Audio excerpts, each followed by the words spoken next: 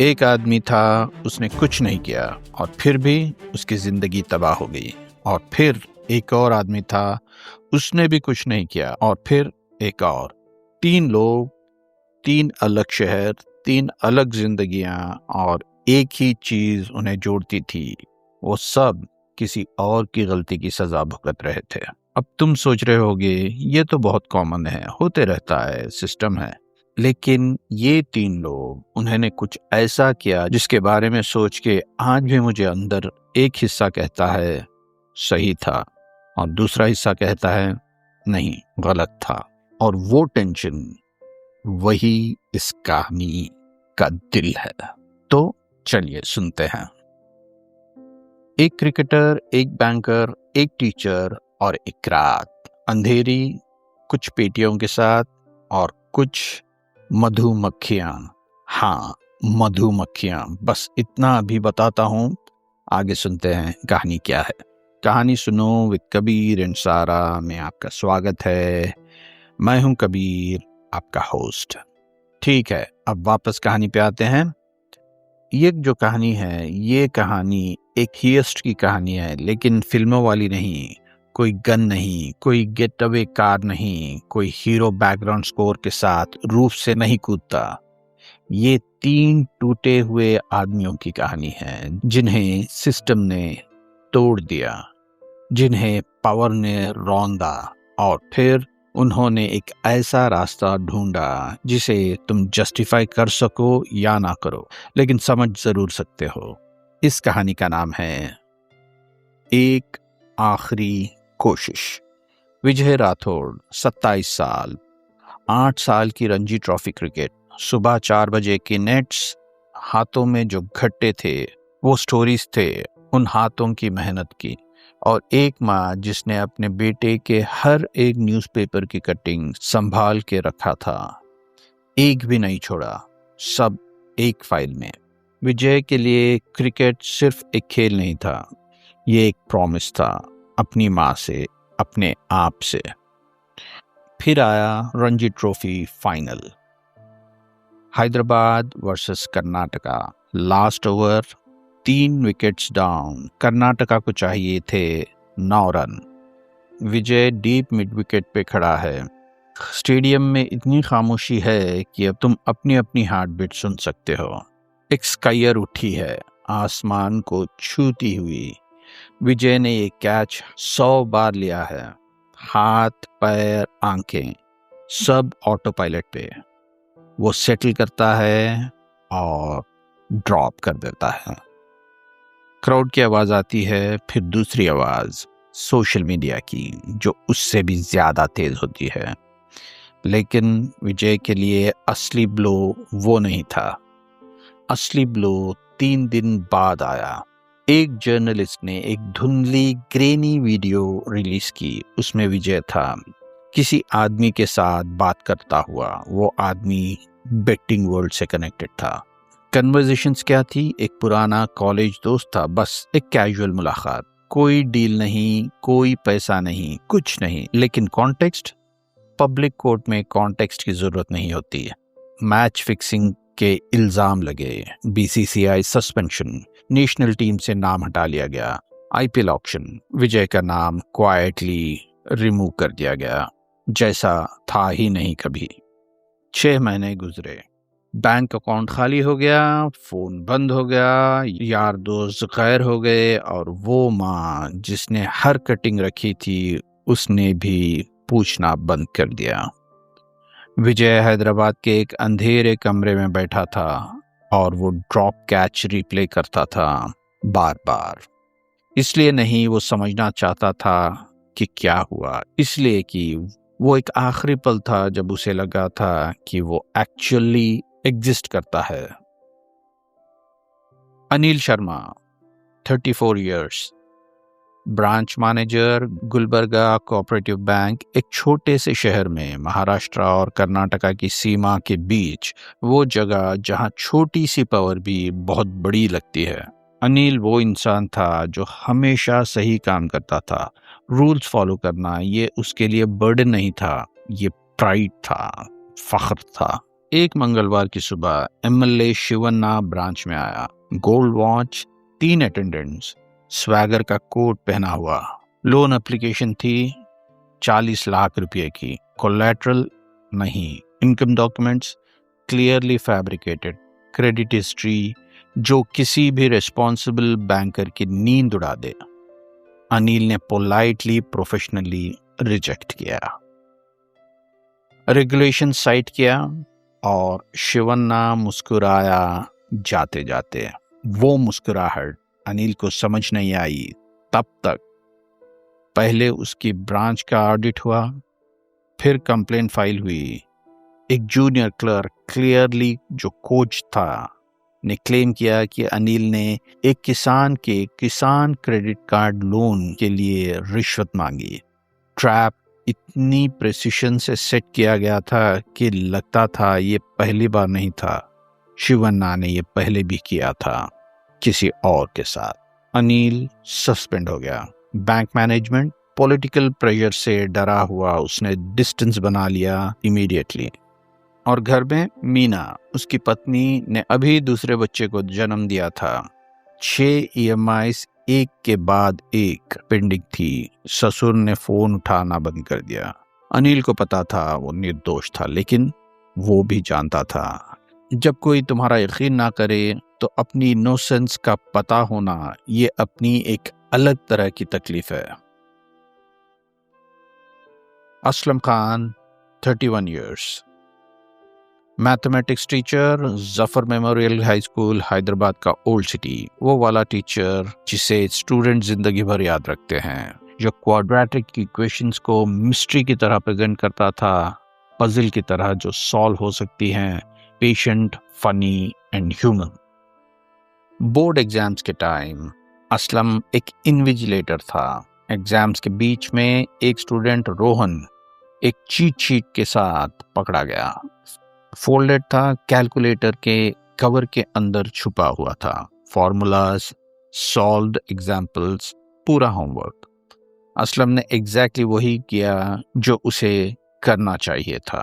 Procedure follow किया, material confiscate किया, official report file की।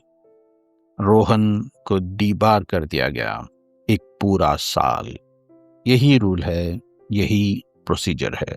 लेकिन रोहन का बाप सुरेश एक बिल्डर था, म्युनिसिपल कनेक्शंस, वो आदमी जो पॉलिटिशियन का नंबर भाई के नाम से सेव करके रखा था। एक हफ्ते में एक कंप्लेंट थी कि असलम ने एक फीमेल कोलीग को हैरास किया था। फिर व्हाट्सएप ग्रुप में एक वीडियो आया, पेरेंट्स का ग्रुप। वीडियो डॉक्टर था क्लियरली, लेकिन जब कोई चीज स्कूल पेरेंट्स के व्हाट्सएप ग्रुप में आई तो सच की जरूरत नहीं रहती। स्कूल मैनेजमेंट ने इमीडिएटली सस्पेंड कर दिया। एक पुलिस केस रजिस्टर हुआ, मिसकॉन्डक्ट के चार्जेस। असलम का नाम गूगल पे सर्च करो, सिर्फ वही स्टोरी आती थी। उसके मंगेतर के घर वालों ने एंगेजमेंट तोड़ दी। 3 महीने हो गए थे सस्पेंशन को जब असलम ने घर से निकलना ही बंद कर दिया। 3 लोग, 3 अलग शहर, 3 अलग जख्म और एक ही जगह इमोशनली। वो जगह जो तुम तब ढूंढते हो जब रात को नींद नहीं आती और गूगल खोल के टाइप करते हो कुछ ऐसा जो बोलना मुश्किल होता है। तीनों ने एक ही हेल्पलाइन ढूंढी, उम्मीद।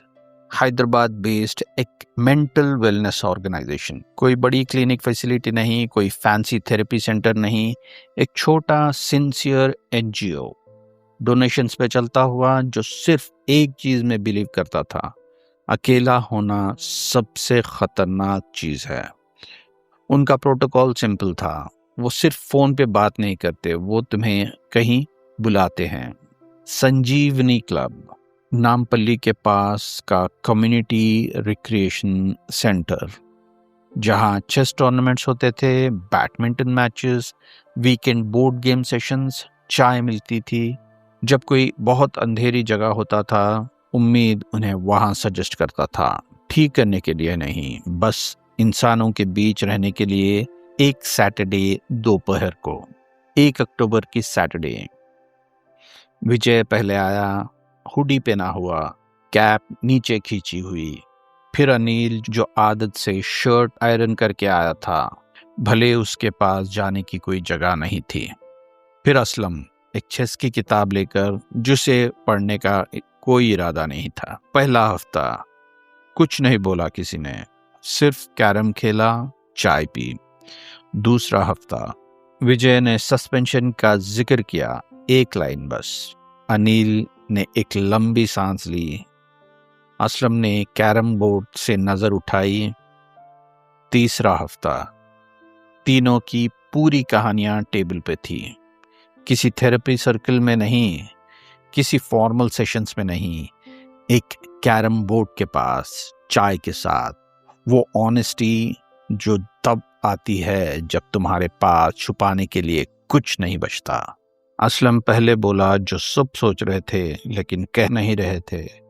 हमें पैसे चाहिए, लॉयर्स के लिए, इन्वेस्टिगेटर्स के लिए, उस तरह के लोग जो केसेस रीओपन करवा सके, उनके लिए भी। और वो सब कॉस्टली है, बहुत एक्सपेंसिव। लंबी खामोशी। फिर अनिल ने एक जोक की तरह अंधेरे में कहा, बैंक लूट लें? कोई नहीं हंसा इस जोक पर। फिर असलम ने धीरे से कहा, बैंक नहीं, कर्नाटका स्टेट असेंबली इलेक्शंस 6 हफ्ते दूर। असलम इस न्यूज़ को दीवानगी से फॉलो कर रहा था जब से उसने घर से निकलना बंद किया। न्यूज़ ही था, और उसने एक पैटर्न देखा जो इंटेलिजेंट आइडल लोग देखते हैं जब उनके पास और कुछ नहीं होता। हर इलेक्शन साइकिल में करोड़ ऑफ रुपए अनअकाउंटेड बेनामी कॉन्स्टिट्यूएंसीज में वोटर्स को खरीदने के लिए ये पैसा लोकल पार्टी वर्कर्स के थ्रू मूव होता था। सेफ हाउसेस में स्टोर होता, पोलिंग से रात भर पहले डिस्ट्रीब्यूट होता था। ये पैसा कंप्लीटली इलीगल, ना रिपोर्ट हो सकता था, ना ट्रेस हो सकता था। जो भी इसे खोता पुलिस के पास नहीं जा सकता था। असलम ने कहा, हम सिटीजन से नहीं चुरा रहे हैं, हम एक क्राइम से चुरा रहे हैं। विजय पहले एग्री किया, फिर अनिल, पहले धीरे, फिर जल्दी। 2 हफ्ते रिसर्च में लगा दिए। असलम ने जियोग्राफी मैप की, वो एकेडमिक प्रेसिजन जो एक मैथ टीचर में होती है। उसने 2018 कर्नाटका इलेक्शन से पहले एक बैंकर की तरह एक सस्पिशियस कैश मूवमेंट्स का पैटर्न स्टडी किया था। ये वही नॉलेज थी। विजय ने अपना नेटवर्क यूज किया। क्रिकेटर्स बहुत ट्रैवल करते हैं। एक पुराना टीममेट गुलबर्गा से कैजुअली एक नाम ले गया, एक cash consolidation point Raichur district के पास, तेलंगाना बॉर्डर के जस्ट अक्रॉस। एक बड़ा फार्म हाउस, एक लोकल ट्रांसपोर्ट बिजनेसमैन की family, deep party ties, 6 constituencies का कैश एक जगह कलेक्ट करके आखिरी 48 घंटों में डिस्ट्रीब्यूट होना था। प्रॉब्लम, फार्म हाउस हाईवे पे था। इलेक्शन कमीशन के फ्लाइंग स्क्वाड हर रूट पे थे। पुलिस नाकाज हर 15 किलोमीटर पर। रैंडम व्हीकल चेक्स, कार में नहीं जा सकते, ट्रक में नहीं। विजय ऑलमोस्ट अपने आप से बोला, फिर रुका। मेरा दोस्त रवि के पास मधुमक्खियां हैं। रवि नायक, विजय का बचपन का दोस्त, निजामाबाद से। एक छोटा सा apiary, 40 hives, mostly rugby colonies. वो वैरायटी जो बड़े और एग्रेसिव होती हैं। विजय उससे मिलने गया, कुछ मांगने के लिए नहीं, सिर्फ याद करने के लिए। वो चीजें जो उसने बचपन में आधा सीखी थी रवि के फार्म पे जाके। रग्बी बीस, वो कैसे रिएक्ट करती हैं डिस्टरबेंस पे, एक अलार्म फेरोमोन या एक सडन झटका काफी होता है। अंधेरी रात में हजारों बीस एक साथ एक रोरिंग मास में। प्लान 10 दिन में शेप लिया। विजय ने रवि से 4 हाई बॉक्सेस उधार मांगी। बहाना, कॉलोनी शिफ्ट कर रहा हूं एक नई एपियरी में। रवि ट्रस्टिंग दोस्त, कोई सवाल नहीं। बॉक्सेस लोड की एक छोटे पिकअप ट्रक पे। 20 live, sealed but alive. Anil ने एक फेक आइडेंटिटी और कैश डिपॉजिट से फार्म हाउस के 800 मीटर दूर एक छोटा सा घर रेंट किया। एग्रीकल्चर स्टोरेज, सिंपल बहाना। 3 दिन वहां से फार्म हाउस ऑब्जर्व किया। कैश 2 व्हीकल्स में आता है। एक गुरुवार रात को 6 गार्ड्स, लोकल स्ट्रॉन्गमैन के लोग, फोन्स नहीं, कोई फायर आर्म्स नहीं। कैश 2 बड़े स्टील ट्रंक्स में, बाहरी कमरे में। 3 बी कीपर सूट जहीराबाद के एक एग्रीकल्चरल फेयर से परचेज किया। कैश में कोई ट्रेल नहीं। 3 suits, 3 pair of gloves, 3 helmets. वो लॉग फ्यूमिगेटर्स के जैसे दिखते थे। पोलिंग डे से एक रात पहले, रात के 2 बजे, अनिल पिकअप को 200 मीटर दूर पर पार्क करता है। 6 गार्ड बाहर हैं। विजय पहले 2 हाई बॉक्सेस खोलता है, एक लंबी लकड़ी से, और इमीडिएटली पीछे हट जाता है। अगले 4 सेकंड्स रग्बी बीज रात में डिस्टर्ब की गई। वो अकेले उड़ा नहीं करती, वो सर्च करती हैं। एक अंधा गूंजता हुआ काला मास, हजारों बीज एक साथ गार्ड्स पे। कुछ फील्ड की तरफ भागते हैं, कुछ फार्म हाउस के अंदर। फिर स्टिंग के बाद स्टिंग। टॉर्चेस गिरे, 2 मोटरसाइकिल पलटी खाई, एक आदमी सीधा एक फेंस में दौड़ा, और विजय, अनिल, असलम सूट्स में कामली वॉक करते हैं उस स्वॉर्म के थ्रू जो उनके आसपास पार्ट हो जाता है। आउटर रूम, ट्रंक्स एग्जैक्टली वहीं थे जहां 3 रातों से देखा था। अनिल और असलम एक एक ट्रंक उठाते हैं, विजय तीसरा, आखिरी है जो अभी भी अनसील है, डोर पर रेयर गार्ड की तरह छोड़ देता है। पिकअप पे वापस 12 मिनट टोटल। हाईवे पे नहीं, फॉरेस्ट सर्विस रोड पे, जिसे असलम ने एक पेपर मैप पे मार्क किया था। 40 किलोमीटर्स, एक छोटी सी हिल रेंज नंदयाल के पास, एक पुराना डिसयूज्ड क्वारी। गेट लॉक था, लेकिन वो लॉक इजीली टूट गया। ट्रंक्स अंदर रखें, टारपॉलिन से कवर किया, और वो हैदराबाद वापस आ गए। सुबह होने से पहले उन्होंने किसी को कुछ नहीं बताया। संजीवनी क्लब में मिलते रहे, नॉर्मल चाय पी, कैरम खेला। 3 हफ्ते। पोलिंग डे आया, इलेक्शन कमीशन स्क्वाड्स बिजी हुई, फिर रिजल्ट्स आए, फिर कोalition negotiation, farm house abandon. Party workers जिन्होंने वो पैसा खोया, वो किसी के पास जाने के पोजीशन में नहीं थे। एक शांत ट्यूसडे की सुबह तीनों वापस गए क्वारी में। 3.2 करोड़ रुपीस, मिक्स्ड डिनोमिनेशंस। उन्होंने टॉर्च की रोशनी में काउंट किया। असलम ने एक स्कूल एक्सरसाइज बुक में हर फिगर लिखा। पैसा तीनों में बराबर बांटा गया। फिर उन्होंने कॉल्स करने शुरू किए। ये कोई फिल्म मोन्टाज नहीं था, कोई बैकग्राउंड म्यूजिक नहीं थी, कोई क्विक कट्स नहीं, कैमरा स्लो जूम करते हुए कोई दे मेड इट वाला मोमेंट नहीं था। ये रियल लाइफ था, इसलिए ये स्लो था। लेकिन पैसे अब थे तो काम शुरू हुआ। अनिल पहले, उसने एक लॉयर ढूंढा हैदराबाद से जो स्पेसिफिकली बैंकिंग फ्रॉड केसेस में काम करता था, जो समझता था कि कैसे एक ऑनेस्ट आदमी को एक करप्ट सिस्टम में फंसाया जाता है।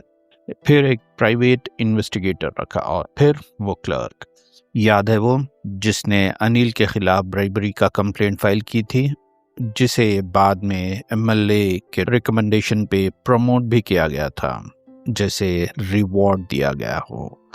उसने एक डिपोजिशन में सच उगल दिया। प्रेशर में वो टूट गया और उसने सब कुछ रिकांट कर दिया। मतलब जो बयान पहले दिया था अनिल के खिलाफ, वो सारे वापस ले लिया। 4 महीने, बस 4 महीनों में अनिल का सस्पेंशन लिफ्ट हो गया। उसने ट्रांसफर मांगी, मिली। असिस्टेंट रीजनल मैनेजर, नया शहर, नई शुरुआत। फिर विजय, उसने एक स्पोर्ट्स लॉ अटॉर्नी को हायर किया, साथ ही एक फोरेंसिक डिजिटल फर्म जो वीडियो फुटेज एनालिसिस करती थी, वो ग्रेनी वीडियो जो सब कुछ ले गया था, वो फिल्म उसने उलट पलट करके देखी और जो इंसान उस वीडियो में था वो ट्रेस हुआ, एक फ्रैंचाइज टीम ओनर का दूर का रिश्तेदार निकला जिसके पास एक स्ट्रॉन्ग फाइनेंशियल रीजन था हैदराबाद स्क्वाड को अंदर से हिलाने का। वो टीम चाहती थी कि हैदराबाद पुअर परफॉर्म करें और विजय वो उनके रास्ते में था। बीसीसीआई ओम्बुड्समैन को एक डिटेल्ड डॉक्यूमेंट कंप्लेंट मिली। 6 महीने बाद विजय क्लियर हो गया, कोई दाग नहीं, कोई बैन नहीं। वो 28 साल का था क्रिकेट में, ये अभी भी यंग है। वो नेट्स पे वापस गया, हाथ में बैट उठाए, फिर से शुरू किया।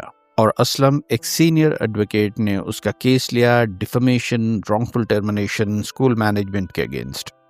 और यहाँ एक इंटरेस्टिंग चीज हुई, जब स्कूल को पता चला कि असलम के पास पैसे हैं, लॉयर हैं और वो सीरियसली लड़ने के लिए तैयार है, तब सडनली उनका कॉन्फिडेंस ढीला पड़ा, एक काउंटर लॉ सूट कर दिया, वो कंप्लेंट क्वाइटली विड्रॉ हो गई, बस गायब। पुलिस केस वो भी कोलैप्स हुआ। जिस फीमेल कोलीग ने कंप्लेंट की थी वो दूसरी बार स्टेटमेंट देने आई ही नहीं।